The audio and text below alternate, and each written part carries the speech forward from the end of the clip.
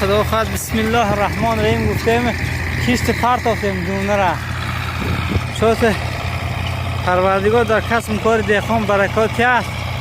اینجا محمد جان خیلی برنه کار سادیان که بابا جان پسر که ابجبار خدا دولتشون زیاده کند قدر عمرشون باقی گذارد در بالای سر ما. امروز تخم چیویتا پرتاف سادیم 8 مارتی اپریل 2023 به خدا خواهد ایلیم خرمن دهقان پر برکه شود. من دوستان عزیز ما این است لحظه از دهقانی. بارونگری زیاد شد امسال، سالی گندم و جو به نظرم خیلی بارشات نقص شد در بالای همین جو و گندم ها. علفا هم نگاه کنید، علفا هم کلان شده ایستادن. چند گاو در کار که گاو خورد خیلی کم کم زمین خوران شدیم. اینجا به انشاءالله نخود کاریدیم. پروردگار امیدوار هستم که خداوند در همین کشت و کاری ما برکات دهد. زمین ما نزد قبرستان محلی توتخاله اینجا در زیر همین دیوار گویم از چند نفر گذشتگان همین دیار توتخاله گویم خدا گذشتگان را در همین دهه مغفرت گناهاشون مغفرت کرده باشد. امیدوار هستم که قبرهاشون پر نور باشد. دوستان عزیز و شما نیز دعا کنید برای گذشتگانتون، طلب استغفار کنید از آنها. خداوند که گناههای آنها گذشتگانتون هر یک و یکش رحمت مغفرت کرده باشد.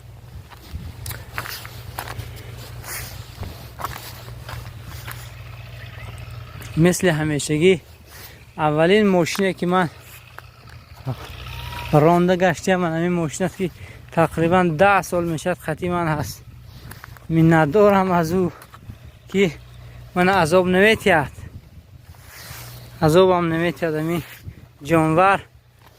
خدا رحمت کنه بابای دامولا را خطی حاجی عبدالحمید هر چون میفرونه اونو یک کاروان داشتن سالش 95 بود. خیلی عذابش دادم بابای عبدالحمید و فکرم در درنش گوساله بوده چیزی بوده.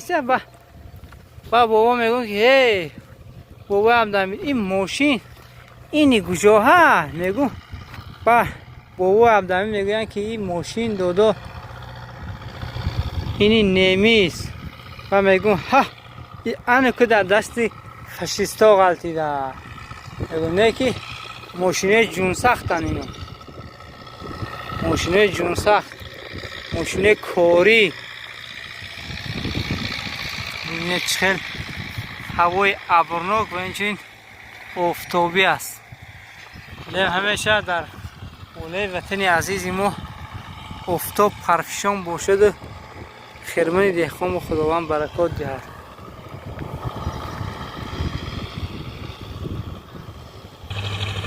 مردم دهقان واقعا وقت دریغ نداشتن، همین بارشات ها نگاه نکرده، هرچی نگاه کرده است که همین زمین سر نمش پرده در کشت کار کنم. اونجا هم یکای احمد جان گویم زمینشان شدگار کرده هم برای علف پخته آمادگی دیستاده میشه.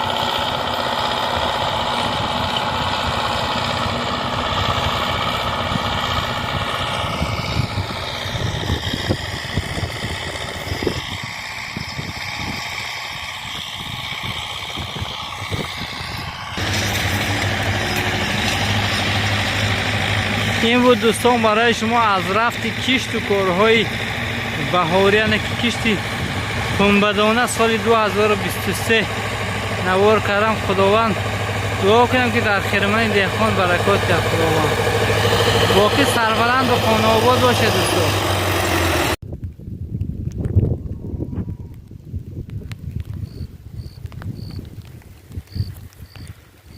واقعا ابر سیاه بینه دوستان، الکی برای ما رخصت نداشته است که تو آخره همین کشت به انجام رسانیم. الکی بارشات سر شده، ما را همین یک دو لینگه ما مونده است. همینا را کاش که هوا نقص بده، گفت کنه که ما توانیم همین چیگیتا ما را زیر خاک کنیم و میلش و دوامش چیزه. چون که این دویم بار است که چیگیت گرفتم. یکم بارش راستی گپ چیگیت تر کردگی بودیم، مغز نگاه نکردیم، هوای هم نشدم، خیلی بارونگری زیاد شده، فرصت نشد برای کشتن. از همون حساب چیگیتا همش سبزید. رزق روزی گاو بوده است، گاوا میتیم انشاءالله. با کاش که گاوای هم خیلی کمی بو گرفتگی است. خیلی اینجا همین سومچار میبینه دوستا، اینجا پدرم وای کردگی بودن. چیزش میگو باغ انگور بود. امسال راستی گپ سرماشون زد، فقط چوبه خالی ماندن، فقط چوبه های خالی ماند در این زمین. کاش که بار نبوداشون از زیراشون کبود شود براده جاشون برقرار کنن. این باغ هم خیلی که میبینید غیر از آلوچه دیگه یگان چیزش ندارد. زردالو همش سرما زد، خصوصا این منطقه یکم چسکره.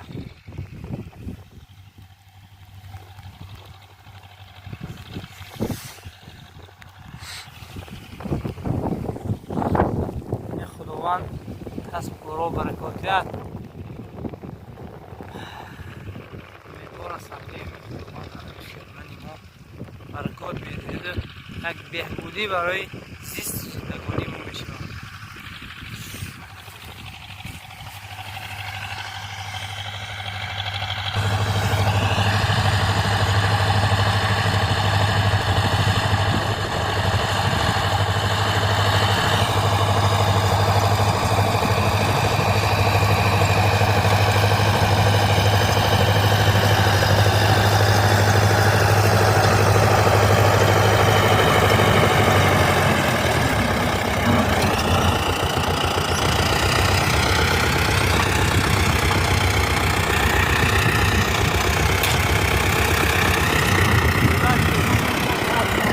اومد